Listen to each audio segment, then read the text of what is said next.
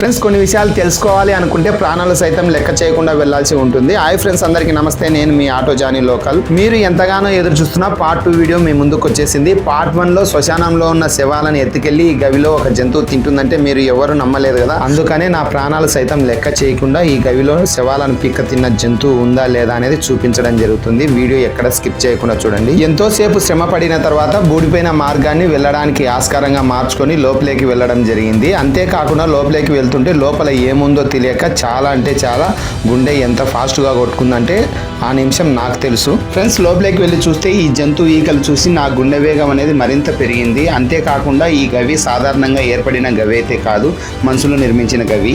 మరి మనుషులు నిర్మించిన గవిలోకి కొండిగాడనే జంతువు ఎలా వచ్చింది, అలాగే ఈ గవిలో ఉన్న అస్థిపంజరాలు ఏమయ్యాయి అని తెలుసుకోవాలనుకుంటే ఫుల్ వీడియో లింక్ ఇక్కడ ఇస్తున్నా, వెళ్ళి చూసేయండి. అలాగే ఈ గుహలోకి వెళ్ళడానికి మా ప్రాణాలు సైతం లెక్క చేయకుండా వీడియో తీసి మీకు చూపించినందుకు లైక్ చేయండి, షేర్ చేయండి.